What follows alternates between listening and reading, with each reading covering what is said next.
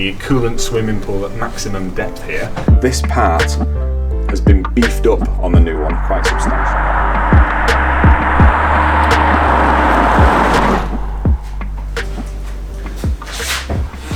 Right, well today we're back on the big pig Porsche Cayenne, and hopefully what I have in this little box is going to help me solve my engine valley coolant leak once and for all. This Cayenne is a 2013 3 litre diesel V6, and I've owned it for around 6 months, done around 5,000 miles in it now. It's been an absolute pleasure to daily drive, and I've been enjoying the car a lot, and it's been great right up to the point of discovering it's got a serious engine valley coolant leak, common for these cars.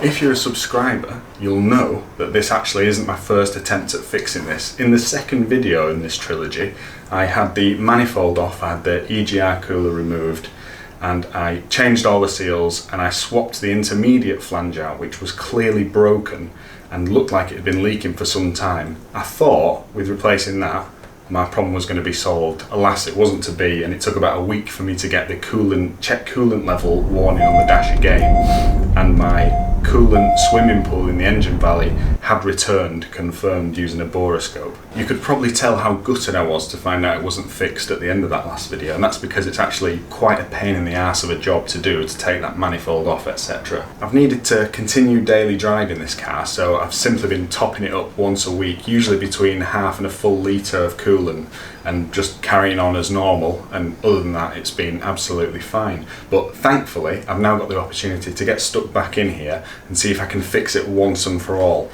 Before I start blasting torque screws in the engine bay, I'll break the suspense and show you what's actually inside this box.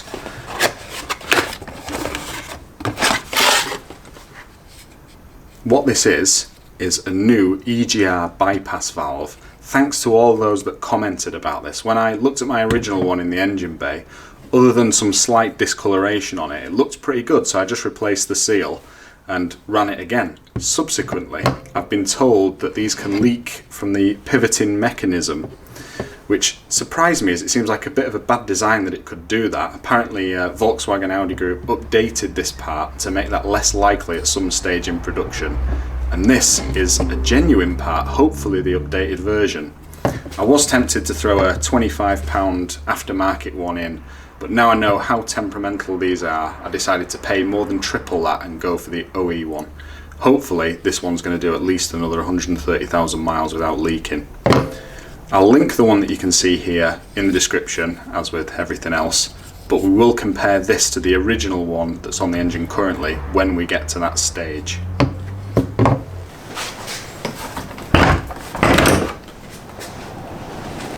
We're actually a lot of work away from being anywhere near fitting that new part. It lives buried down here behind the EGR underneath this manifold, and it's going to probably take me a few hours again to strip this all down. But don't worry, I'm not going to make you suffer through it all again. If you are interested in the details of how to get to it, check out that previous video where I show it in a lot more detail than I'm going to do here. In fact, we might just use a bit of magic to remove this now. Well, it was a couple of seconds for you, but it was a couple of hours for me.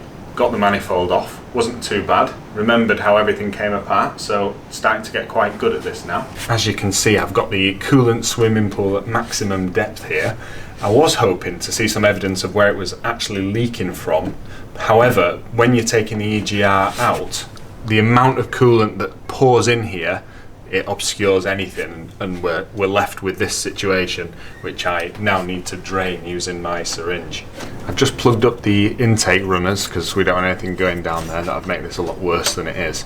The part that I'm trying to replace, that I was showing you the new one of, is this thing here, and as you can see it's almost fully submerged, which is telling me there's a good 3 litres of coolant in the valley at the moment. I'm just going to see if I can unplug this vacuum line that goes into it. There it is. Let's get this out of the way. Right, let's get it syringed.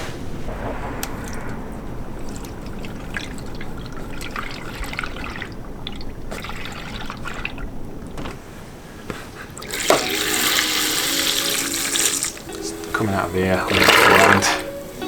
I'll live. Don't knock that over.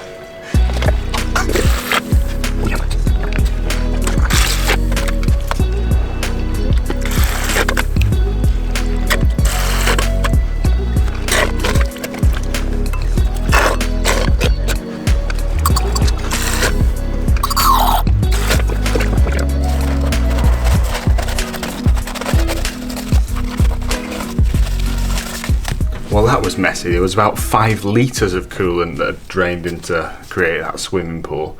But now that's all cleared out, I think we're about ready to move on to the next step, which is taking the new intermediate flange back off and seeing if we can access the screws for this bypass valve that we're trying to replace. A quick extra note is I've put on the line that bridges between the fuel rails and the sensor back in for the fuel pressure, because when you open the door, it actually wants to prime the fuel pressure, so you end up with a fountain of diesel in the engine bay, which was really inconvenient. But anyway, now I've chucked those back on temporarily, there's no more diesel spills.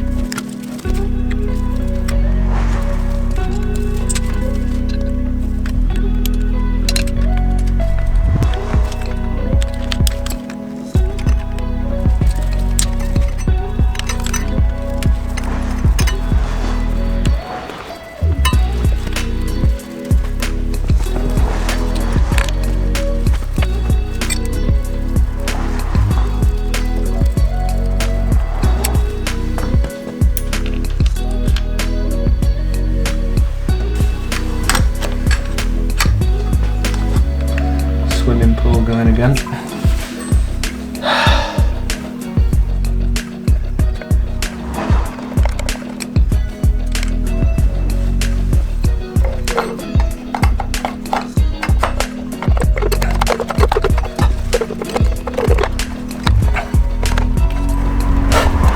Got it stuck.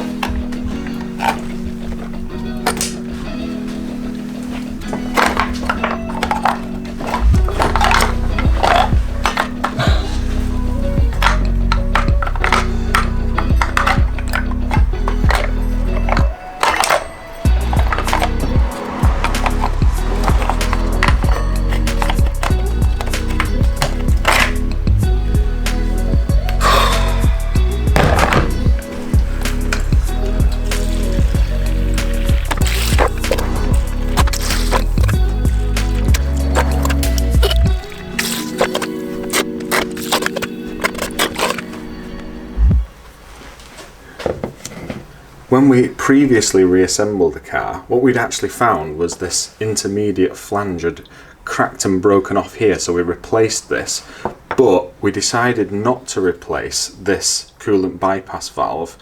Despite having a little bit of discoloration here, it looked and seemed to behave perfectly soundly, so we didn't think there was anything wrong with it. Subsequently though, we got lots of comments and replies about these leaking through this spindle here. You can see how with vacuum that actuates this valve.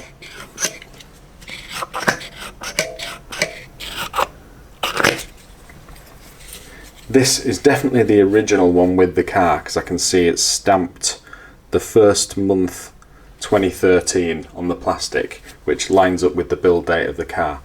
The new part, although it has exactly the same part number stamped on it, has a date of the 11th month 2023, so it is the one of the latest ones of these you can get from Volkswagen Audi Group. And you can see when you compare the two side by side, this part has been beefed up on the new one quite substantially, probably in an effort to fit a better seal in there that'll last a bit longer. So it does give credibility to what people were suggesting about them having updated the part.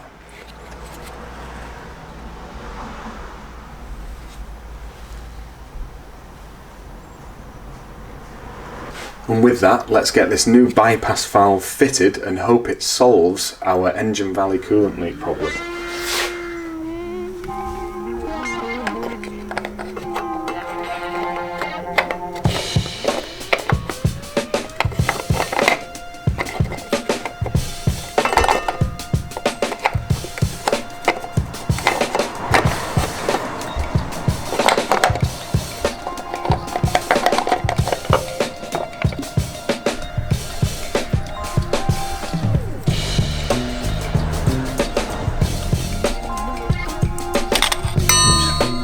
Newton-meters on these.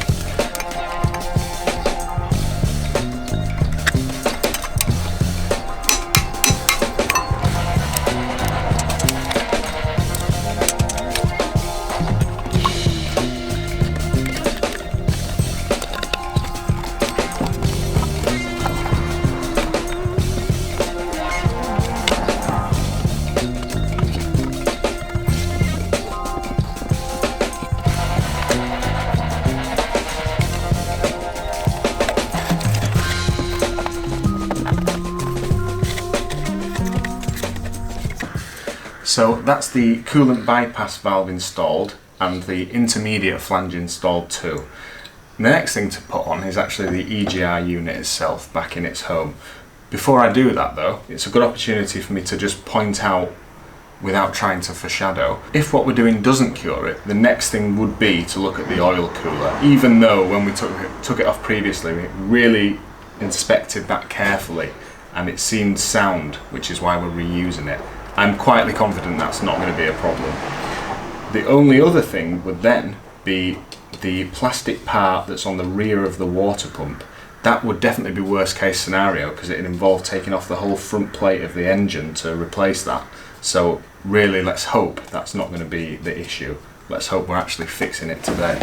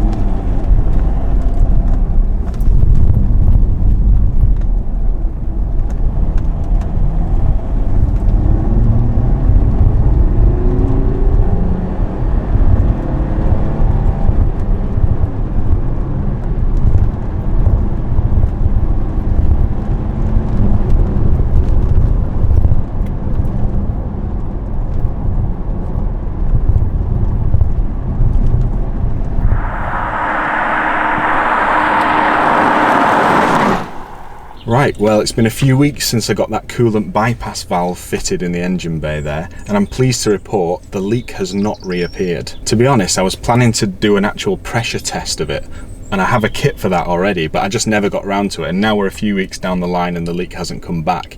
It seems like a waste of time, so I think I'll have to wait for another opportunity to show you how that works. If you are doing this job for somebody else though, and you don't want to see the car come back, say you run a garage or something, I would advise doing a pressure test. From my understanding, the coolant system runs at 1 bar of pressure whilst the car's running. So if you pressurize the system to 1 bar or a little bit over and see if it holds that pressure, you can then be confident that you've actually fixed the leak with the work you've done. I do think it's a little bit mad the way Volkswagen Audi Group have designed the emission system on these cars, to be honest. Sure, there's no soot coming out of the exhaust, but it's all being contained in the engine, and down the road that's going to lead to the throwing away of entire cars. And surely that offsets any carbon footprint they might have been saving with the emissions equipment. I can see the allure of the whole EGR DPF delete kit on these cars. It makes complete logical sense. I'd be lying if I said I wasn't tempted. But for the time being, very pleased to have actually fixed the leak on this car, because it was starting to drive me a bit mad. Although while the weather's been bad, I have started to notice another couple of the common issues that these cars have, which are also starting to drive me mad. But I'm going to save that for another video for you. Make sure you subscribe so you can hear all about that and how I fix it. If this video has been useful to you, do make sure you leave us a like. Thank you very much for watching.